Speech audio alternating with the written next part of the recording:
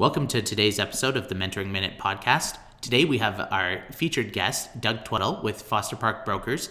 Doug is the go-to insurance guy for the mentoring movement in Alberta. We've been very fortunate to have Doug helping us out with some of these hairy issues around board liability insurance, director's insurance, mentor program insurance, cyber liability, and much more. If you ever think about what your mentoring program needs when you operate your program, when you go to a school or a workplace, when you're working with volunteers, when you're thinking about the obligations to you, your staff, your board, your community, today's webinar is for you. We've taken the audio of the webinar and put it together in the podcast, which you have in front of you. But if you want to see the video, the PowerPoint, the slides, and get a little more in depth in the information, we encourage you to go to albertamentors.ca and look on our blog. We've posted the video as part of our ongoing commitment to professional development. You can also find it on our YouTube channel. So please like, listen, share, subscribe, and have these tough conversations with your board and your program. Make sure that you're covered. Make sure that you are following all the best practices that we outline in the Start a Community-Based Mentoring Program Toolkit. And please give a listen to what Doug has to share with you today. We are a unique organization in that we're employee-owned. So unlike a lot of brokerages and insurance providers, we are not owned or operated by an insurance company. And as a result, we have a tremendous amount of independence. And in that independence, I work for a firm that has a dedicated not-for-profit team, and I'm a member of that. As Michael alluded to, I've been working with mentoring organizations, big, small, and everything in between, and indeed do support the Big Brothers Big Sisters of Canada through their insurance product. It's great that you've joined us here today, and I'm particularly delighted to see that 100% of you are insured, so it's wonderful. Pulling out the insurance webinar, I know this is the one you've all been waiting for since Christmas of last year, because this is the exciting one, but insurance isn't really that wonderful a subject until you need it, and that is when you face a moment in your professional lives where you think to yourself, do we or don't we have the right coverage? And my goal today is to take what is a sort of a high-flying look at your basics around insurance and try to drill down a little further and have some discussions around maybe taking a look at your insurance really from the perspective of what you're doing every day in your mentoring programs. We're going to do an agenda where we're going to talk about an overview of the not-for-profit board of directors and their risks and responsibilities, GL or general liability coverage, your D&O coverage. We're going to talk about some key pieces of the D&O. We're going to talk about cyber liability, and that one we're going to spend some time on. And another that may or may not have hit your radar, which is the errors and omissions liability. And then we'll take questions, as Michael indicated, and I am wide open to anything that might come up. So don't hesitate. The more far-fetched, the happier I am in a way of question. To begin with, if you are a not-for-profit mentoring organization, you will be registered with the Societies Act of Alberta. And that means your bylaws, your vision, what your goals are all registered with the province. And that's what declares you or defines you as a not-for-profit organization. And the benefits of that are that some of you will go out and get registered for charitable giving, some of you won't, but it does give you a special and unique place in terms of the governance of your organization in Alberta. One of the things that I think that really needs to be understood is that the basis of your insurance policy is your director and officer policy. And the reason for that being the base of the program is it is actually the board members who are running the operation. Now, they may be a governance board, and they may be a group of people who meet 8 or 10 times a year. They provide ability to find the funding. They maybe help with the vision and the overall sort of goals, but the day-to-day stuff will probably be handled by you, your teams, and all those around you. But ultimately, in the eyes of the law, it is the board members who are running the organization. They are the boss. And that means it's the bedrock, or the D&O is the bedrock of an insurance program. As volunteers, I think it's important to recognize that people come on and they give time, energy, money. Often they meet at night. They'll go to a board retreat through the weekend. And in all of that, without a really, really robust D&O policy in place, they're at risk. And when I say they're at risk, under the Societies Act, a board member, no matter what their role, is financially responsible for the health and well-being of the organization in terms of its fiduciary duty. And that goes so far as that in the event that it is determined that a board and a board member have made a decision that in turn caused there to be financial harm to the organization, your organization, those board members, their partners, their wives, their husbands, their children, their family, all of their financial assets are at risk. That's their home or their farm, their business, a registered education plan, an RRSP. And this is a very misunderstood piece, is that people say, well, I'm just volunteering. But no, as a volunteer on a board, you have accepted the responsibility, and this is laid out under the Societies Act, that you're going to look after the financials of an organization. So I like to start with the D&O because I think it's vital that we take a good long look at that. If you have a board member or board chair who is least interested in talking about the insurance and you'd like to bring it to their attention, I think the quickest and simplest way is to say, did you know your house is at risk? It's worked for me, and I would highly advise it if you need a little bit of a prod to talk about this once we're finished the webinar. We're going to talk about general liability coverage to begin with. This is secondary to the D&O, and all of you probably have hit your brokers up for a certificate of insurance. And this is when you're working in a school, maybe you're doing an event in a mall, perhaps that you've got a field trip planned, and your third-party provider, that's the mall, the school, or the field trip people, say, hey, we need a certificate, and we need to be added as an additional insured, and we need to know that it's in place. And this is what we're providing you coverage for. This is the general liability. This is really what protects you against any third party suing you, and they can sue you for a variety of different reasons. They can sue you for comprehensive losses. It's broken into 5 pieces, and these are the 5 fundamentals. You'll never find a commercial general liability policy without these 5.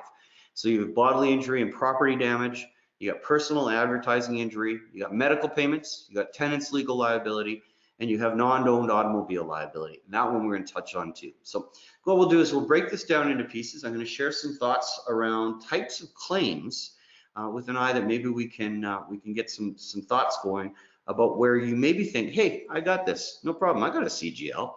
But truly, the question of the day is, do you have a CGL, and will it respond, and are you doing enough to mitigate the risk around what could be a potential claim? So the piece to understand is that property damage and bodily injury are the fundamental parts that will respond. So this is how I like to explain it. So you've got a fundraiser, and you've gone out and you've rented the school gym. You've provided a certificate of insurance. You've got a ladder brought in by a volunteer. You've got a banner that says mentoring program fundraiser. You've got an opportunity to hang that banner high up into the ceiling of the gym, because that would be really wonderful and would look great, and you can put a spotlight on it. But unbeknownst to you, the ladder is faulty, and your volunteer knows it. But your volunteer is so keen and so excited to help that they just thought, I should replace the ladder, but I'm not gonna.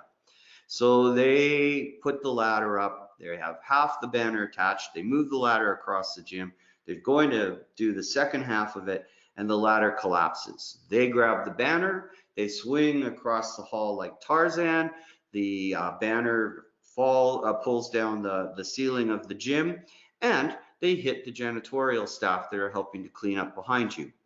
Ultimately, what we've got is potential property damage, that would be the ceiling, bodily injury, that's the janitorial staff who are all bruised, one with a broken arm and one with a lacerated head, and we have a volunteer collapsed on the floor with a broken ladder in pieces. This is where you are liable, and this is where you need to know that you have a commercial general liability policy that will respond. The property damage, which is the ceiling, is your responsibility because the ladder wasn't 100% in good shape. It was brought on site by a volunteer, but the volunteer is operating on behalf of you, the mentoring programmer, and as a result, you're liable.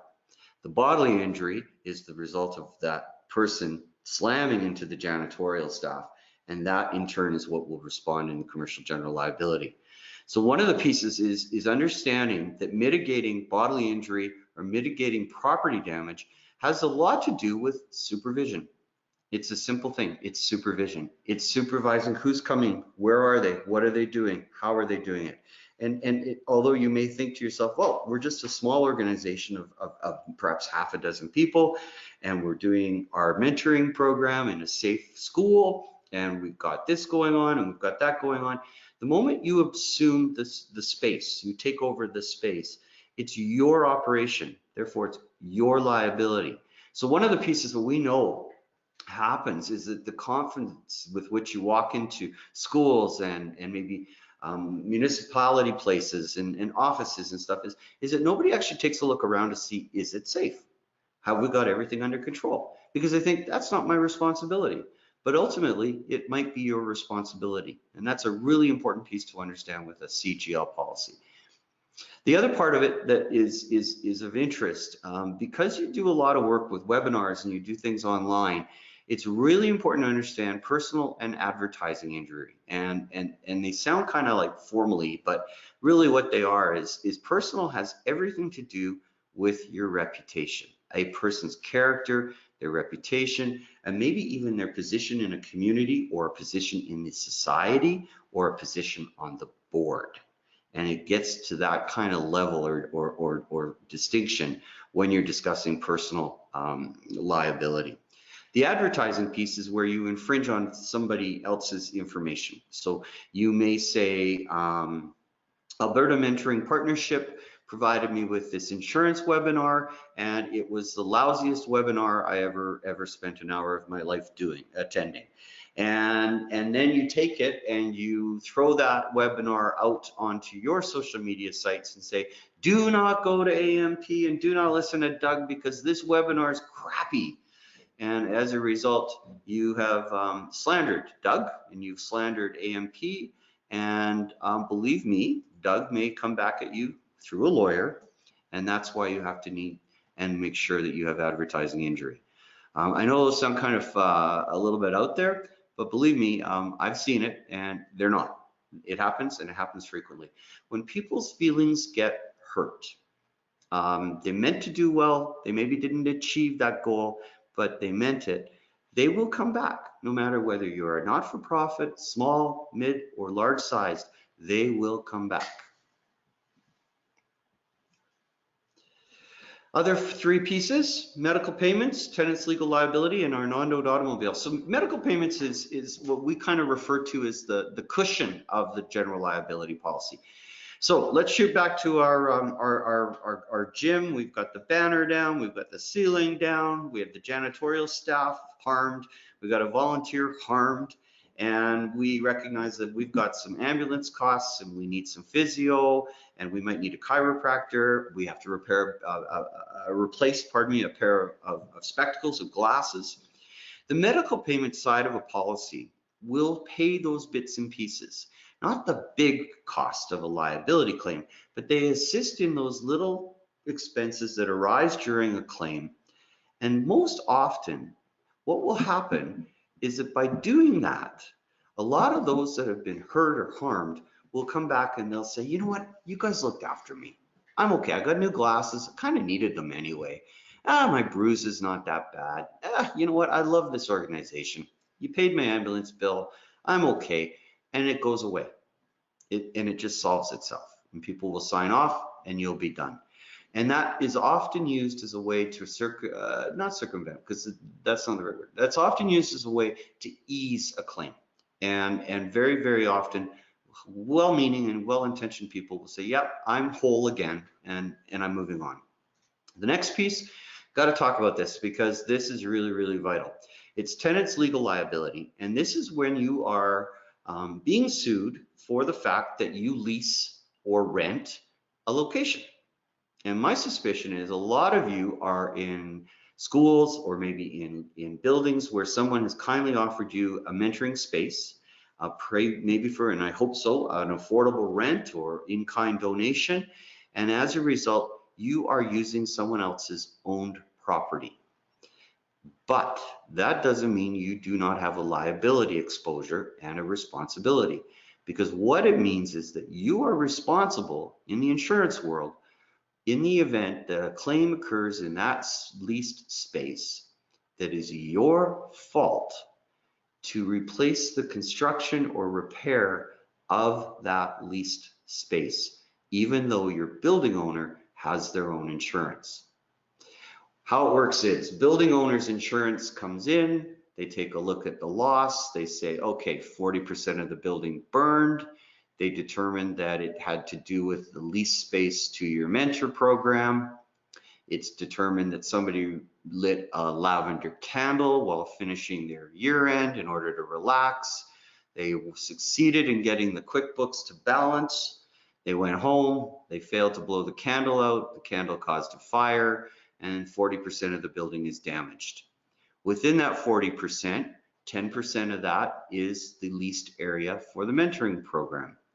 Your insurance is going to be asked by the building's insurer to pay to replace your office area, your 10%.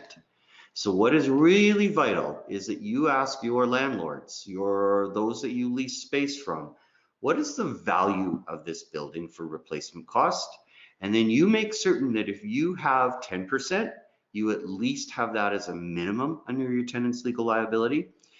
If you go and you lease a large ballroom for an event, if you lease a school for an event, your number is going to be much, much higher. The requirement's going to be higher.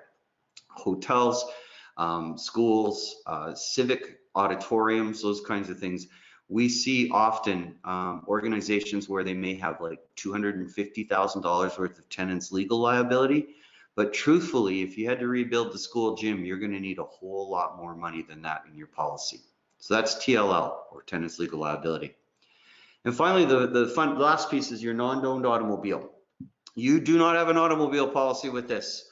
Has nothing to do with that. This is in the event that your volunteer or your staff are out doing a chore or a task on behalf of your mentoring program. So Doug gets in his car because he's going to go and get Michael and Corey a coffee. And I'm here doing my webinar for you guys, and therefore I am kind of working on behalf of AMP. I'm a volunteer. So I go and I T-bone somebody on my way to get the coffee.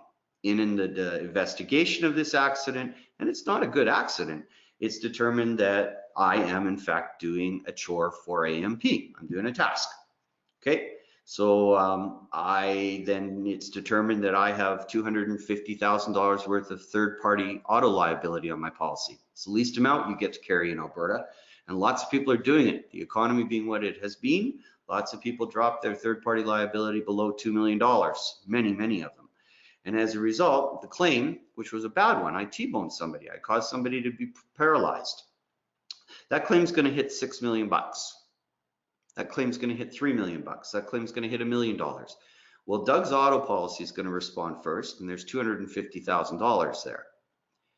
Where does the remainder of the claim money come from? And this is a big risk. This is a potential risk. Potentially, it could come from your mentoring programs policy, because I'm volunteering, I'm doing work on behalf of the mentoring program, and there isn't enough money to satisfy the claim. So I'm coming back and suing the mentoring program for non-owned automobile liability. You don't own it, you're not operating it, but somehow or other it's affiliated to you. And that's the fundamental fifth part of a commercial general liability. We're going to talk a lot more about the D&O, or the directors and officers. So as I said, volunteering is a vital part of a board's role. We talked about the fact that their fiduciary responsibility, it's number one. It's important. Sometimes boards misunderstand that is really truly their only primary role. Yep, they do committees. Yep, they help find other things. But from the eyes of the government and the Societies Act, bottom line, no matter what size of the organization, it could be a $5,000 a year budget or a $5 million a year budget, it's the boards who is held ultimately responsible. And a director and officer policy, properly understood and properly underwritten, will respond. Okay. This is our number one claim that we see in not-for-profit sector right now, is under the D&O. and it's there for two reasons. One, rising financial mismanagement by a board, and two, interestingly enough, is wrongful dismissal of paid employees. And this is what will respond in that circumstance. Boards have three big pieces that they have to follow. One is duty of care, one is duty of loyalty, and one is duty of obedience. And I've been doing not-for-profit insurance for a long time, and I know that on occasion the makeup of a board will transition, it will change, and that you will end up with boards where sometimes they don't understand that they need to be loyal, or sometimes the idea of obedience gets a little bit outside the sandbox, or the duty of care gets misunderstood. Duty of care quickly becomes I will do versus I am going to help you do. And that's a challenge, and anybody who runs a not-for-profit, I understand where you're coming from. I got things I can help you with if that's something that comes up. But the piece here is that a director has three basic duties. And if they meet all these duties, and if they keep the organization clean with the Canada Revenue Agency, they're following all the laws, if the funds are being managed well, if everybody's working in a really great way, then it's good. It's working great. What happens with a D&O is when that one of these three pieces or something arises, then this is where the director and officer policy will respond. Within it, there are basically a trigger, and the trigger is a wrongful act. It can be negligence, it can be an error or a mistake, it can be as simple as a misstatement or a misleading statement where you forget or omit, or where you breach the duty of the board. Remember, duty is care and it's obedience, loyalty. So what can happen, and I've seen it happen, I saw one recently where organization, mentoring, in fact, wound down operations, and they did so for a couple of reasons. I think the steam was out of the engine. I think that they were out of money, and they had a board that for a number of years tried so hard, but just didn't reach the goal of making it sustainable. In and amongst the wind down, what arose was a claim, and the claim came from a stakeholder, and the stakeholder was a local organization with deep pockets that had written a check for specific programming, and when they wound down, they asked for their money back. They had every right, the stakeholder had every right to ask for their money back, but unfortunately the board had spent the money on other things, and as a result the board didn't have the funds to give back to the stakeholder. The interesting piece is that the board, when they wound down, decided not to renew the director and officer policy, which they had been advised to do. And as a result, each board member had to write a check for just under $2,000 a piece to make right with the stakeholder. There were about 8 stakeholders lined up on this particular organization, and they managed to get 7 of them to agree to sort of be like basically bygones be bygones. But ultimately what transpired is that these board members out of their own pockets had to write a check for just under $2,000 each, and that is because they mismanaged the funds. We have seen where a board will lose track of the goal or the vision of the organization and gets going in a different direction entirely. And when that happens, there's usually a lot of hurt feelings and pain, and you get some things that can transpire, and you get errors made. And again, what can happen is that the stakeholders will come in and they'll say, listen, we're funding you for this, but you're doing that, and that is not what we're funding you for. We'd like our money back. So I can give you a really fun example. It's got nothing to do with mentoring, but there was a town, it's in Saskatchewan, and they wanted to build a brand new skating rink. So the board of the not-for-profit got going, and they found 3 big providers. So federal government, provincial government, municipal government, each going to go in. all that the not-for-profit had to do was raise 25% of the funds required. They had a year to do so, and they didn't get to their goal, so they didn't achieve it. Okay, but then in turn, they took what was a large amount of money and they spent it. They spent it on equipment, and they spent it on all sorts of cool skating sessions and camps and training and etc. And then somebody at the federal, and then somebody at the provincial, and then somebody at the municipal levels all just said, hey, wait a minute, there's supposed to be a new skating rink. Where is it? Oh, you're not building it. We'd like our money back, please. $750,000. $750,000 owed to the different levels of government, and it had all been spent. In this case, thank fortune, there was a director and officer policy to respond, because that's what it will do. If you've done things well, or even if you haven't, a good D&O policy will respond. It will provide defense costs.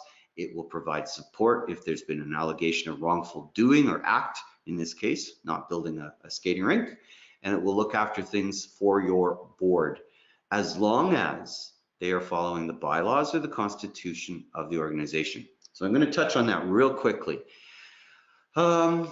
If you do nothing else after this webinar, but maybe go dig out your insurance policy, please dig out your bylaws.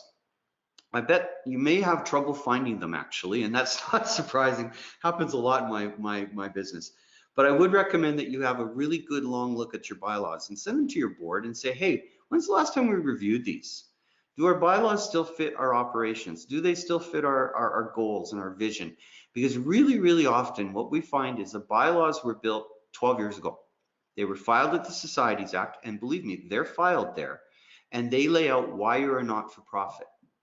And then you change gears at year number 7, and then you realize that you haven't touched your bylaws at year number 12.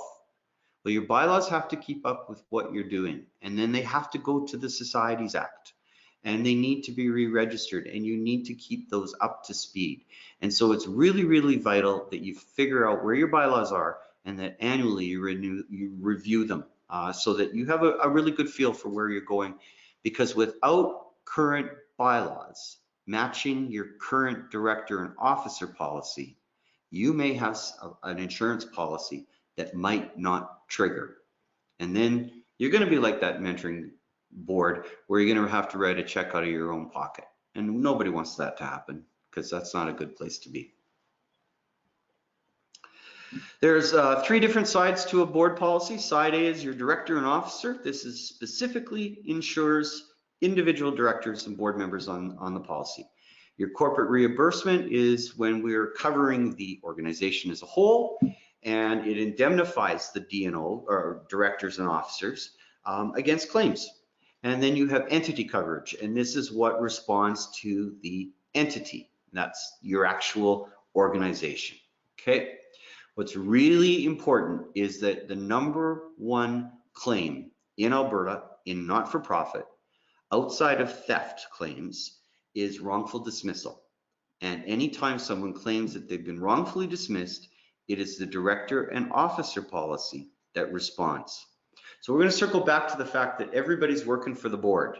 So you may be an executive director, you may have an awesome HR system and policies and procedures in place, you may have a wicked good volunteer program in place, great volunteer handbook, everything's going really well, and Doug comes to volunteer. And Doug, bless his heart, is hopeless and absolutely cannot figure out how to make the coffee or manage the program. What you thought was a really, really talented person just isn't fitting in. And that's okay. But in not fitting in, you let Doug go as a volunteer. Well, that doesn't sit well with Doug. And Doug actually has a cousin who's a lawyer, and the lawyer at Sunday night dinner says, hey, let's file a claim. Let's sue them for $10,000 because your reputation's hurt, you're hurt, and they didn't follow the right processes as set out in the volunteer handbook. So as a result, your D&O policy will respond to the volunteer claim, not just employees. It also works for employees too. So I'm going to tell you a good one. This is an organization that supports those with persons with developmental disabilities. It's a 24-hour care situation.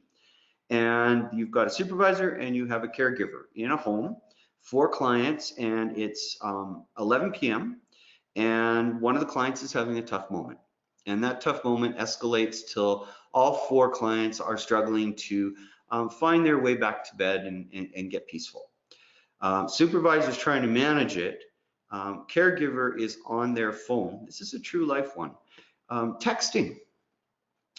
Because it's nighttime and normally everybody's asleep, and this is usually what we can do. And in her frustration, supervisor turns to caregiver and says, "Just get out." Result is the caregiver sues organization for constructed and wrongful dismissal the next morning, and the settlement was $35,000. And the reason is that by the standards of today's courts, that caregiver had been summarily fired without there being any HR processes in place. Now, I'm a reasonable man. I lose my temper sometimes too, and I fully support and understand the supervisor's position. But in today's world, others will come, and they will come quickly. So that is why having a very strong D&O is vital.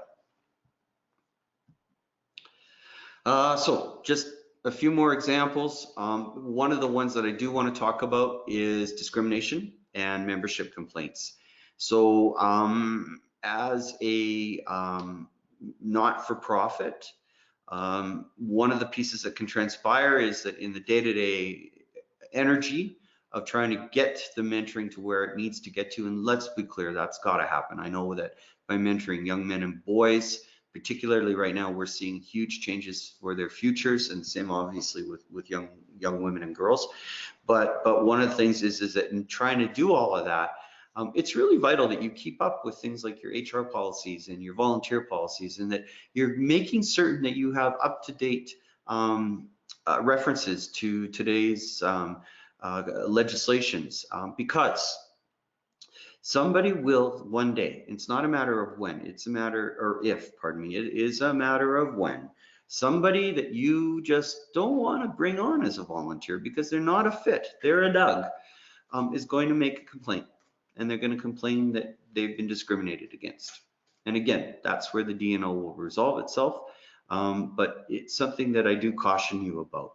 And obviously the D&O will respond when somebody has embezzled a whole bunch of money, but nobody caught it.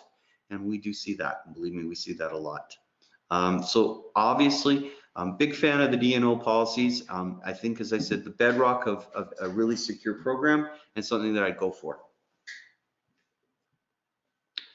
Okay, you are working with people, and you have a lot of information that you don't know you have. You have a birth date, you have maybe a SIN number, you might have a medical number or Alberta healthcare card number. You have information about why they need mentoring. You have information about maybe family backgrounds. You have information regarding how the mentoring is going. And all of that, believe me, is sitting in a phone, it's sitting on a laptop, and it's sitting in a desktop. And yep, you got Bitdefender, and yep, you've got everything up to date, and you do all of your due diligence in trying to manage your IT, but you have no money for an IT department, and we totally get that. Cyber is the #1 threat in the country today.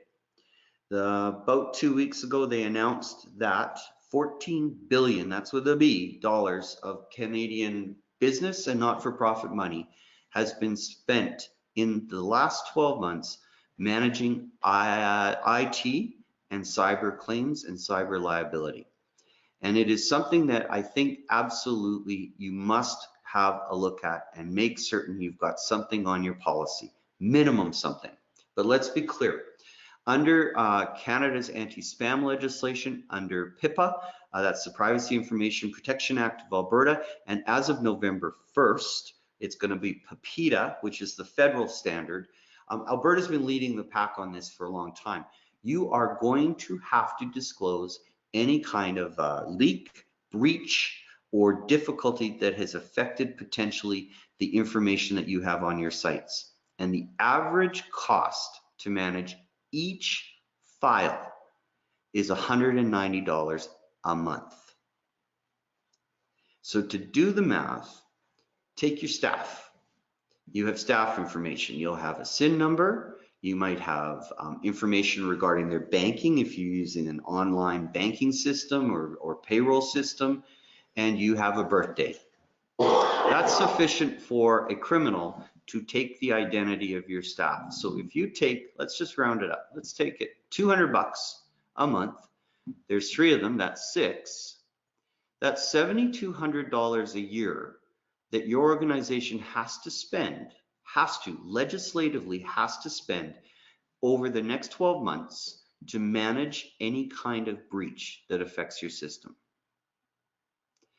Multiply that by the number of students and clients that you mentor and that information, and just do the math. Take 200 and multiply by how many files you have in your system, and that will tell you what you potentially must have to pay in order to look after a cyber breach.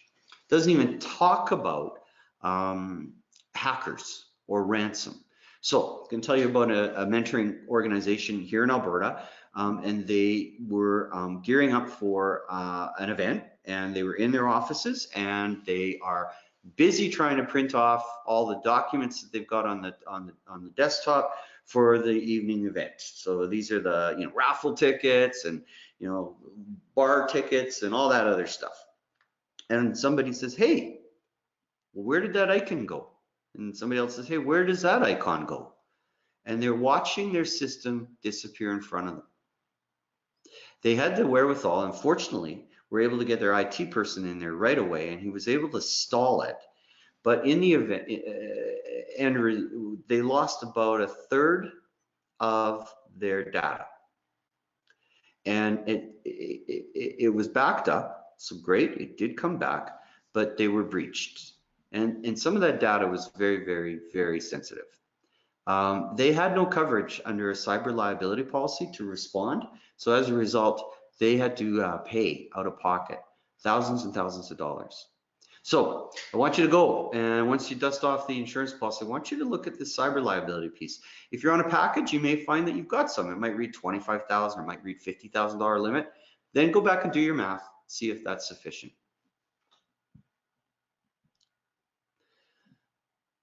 We're just going to let this work its way through. These are the different kinds of coverages you get. Probably the number one thing that we're here about are extortion threats. That's ransom. And the number one cost we know is absolutely any kind of breach of privacy, because it's super, super, super expensive. Network security, that kind of stuff. And I'm going to be clear, a cyber liability policy is primarily affordable for most organizations today, but it's something to keep in mind. Okay, I'm going to finish with errors and omissions.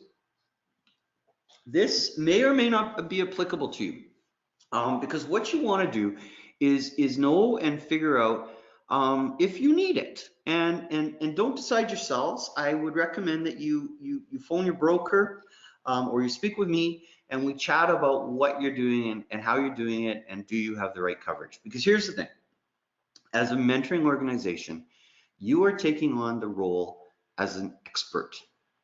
You are going to be the one providing the coaching, the guidance, the educating, the support for your clients. And that puts you in a position of authority, and it puts you in a position of expert.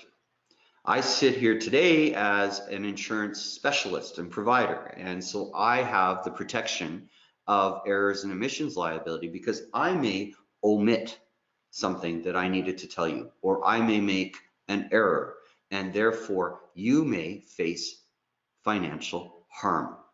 And this is where an error and omission liability policy responds. So I've seen them arise when support workers have been providing support to individuals regarding employment. They assist with the resume. They assist with the practice for the interview. They assist with the get to the interview. They do all of this sort of stuff. They work and work and work and work and work. and nobody gets a job at the end of the day. And what we have seen is people come back and they sue the organization because they didn't get the job, and they sue them under an error and omission liability because they claim that all the teaching, all the coaching, all the assistance was in error, that they were negligent and that they didn't do the right job, and that's why they don't have an employment situation, and that is why they are suing. And so errors and omissions I like to touch on, because if you've got even one member of your staff or a volunteer who is in any way offering professional expert advice, it's something that you need to take a look at and need to discover whether you require it or not. So that's where we're going to kind of tidy it up. So there are real risks, there's real exposures in insurance. I know that you often, it's the last thing you want to talk about, because I get it. I love insurance, I absolutely do, but not everybody does. But one of the things is to maintain the health of your organization, to support your staff, to look after your volunteers, to protect yourselves and your clients. I think it's really, really vital that you take a good, long, hard look at your insurance policy and make sure you've got everything in there that you require. One of the things I'm going to talk to you about is that you may have a wonderful relationship with your current broker, and that is excellent. So what you can do is you can ask them to come in, and I would encourage you to come in and say to them, I want to go through this, and I really want to go through this, and do it. Or if you have, if you dig out your insurance policy and nobody's touched it for a few years and you don't even know who to call, really, you just send a check every year, I am here, and what I can offer you, and I'm delighted to do it because AMP are friends of mine, and Big Brothers Big Sisters of Canada are totally good friends of mine, is I'll do your audit for you, and there's no strings attached, they're free. And what you do is you connect, information is going to be there to how to reach me, or you can contact Michael or Corey here at AMP, and they'll get us hooked up. And what we'll do is we'll just take a look at it. We'll do an under the hood like you do your vehicle, and say, hey, this is what you're doing, this is what you got, this is the gaps, these are the things we see. So it's out there for you to consider, and definitely one of the things that we're happy to help you with. So that's Insurance 101. I ask that you forward any questions. I think Michael's going to take it over here, and we'll go from there. Awesome. So you can type in any questions you have right now in the chat box. First of all, thank you, Doug. That was a lot of information. And I think most of us who are listening probably feel a little bit of an elevated pulse right now. So I think I imagine you would say the antidote is to make sure that you're covered. Yeah, absolutely. Just, you know what it is? It's you gotta just open up the door, pull it out, dust it off, and if you don't want to, reach out to somebody to do it for you, because you guys are good at mentoring and I'm good at insurance, and that's how it should be. Another question I had is we're seeing more and more that one of the often mentoring will take place where a mentor will meet a mentee in a school or in a community center or in a library, or it'll be off-site, so to speak. And we're even seeing now that some folks are bringing mentees into their workplace. So an office may host young people for a mentoring opportunity. I was going to ask you about that. If you're going to somebody else's workplace, how you should think about your program's operations. So that's awesome. What a great question. That reverts back to your commercial general liability and your supervision and looking around. Yep, you're coming into the office and you're doing the mentoring there. It doesn't mean you don't have responsibility for the safety and well-being of your client while in that office. You still have some liability. You still have some risk exposure. Because if you note that the office you're using is too cold or too hot, or if there are cables strung around, that's not right. And you need to stop and you need to say, hey, you know what? I know we want to be here, but we got to pause. So in the library, absolutely the same as a school or an office. So of course, it's not rude to ask a partner that, hey, you know, I want to make sure my program is safe. Or do you carry insurance? What should specifically, though, if it's Michael's mentors going over to Corey's cars, what should I be asking from Corey's cars to make sure that I know my kids will be covered? You need to ask for a certificate of insurance from Corey's cars. So here's the thing, how you frame it is vital. So all you say is, hey, Corey, I'm so excited you're going to accept this. We're looking forward to getting over there. One of the things I got to do, as part of my due diligence for the board and for the well-being of all, is I need you to send us a certificate of insurance that shows that Corey's Cars has liability insurance. And let me be clear, I hope that you will ask for a minimum of $2 million. That is the fundamental base that I'll work with. The schools are asking for it, governments are asking for it, but just ask for a certificate of insurance and then just file it and keep it on file. And that way, if Corey's invites you back next year, just before you go back, you get to say, hey, Corey, your insurance would have changed. Can you send me a new certificate of insurance? That's a great way of putting it. I also really liked your idea about, as a board of directors, we should often, for our mentoring programs, just, annually we have an audited financial statements. We also, that's probably a good time to put, item number 1, audited financial statements, item number 2, proposed budget, item number 3, review of insurance coverage, something to that effect. Number 3, review bylaws. Number 4, review insurance. Don't forget your bylaws. Yeah, great point.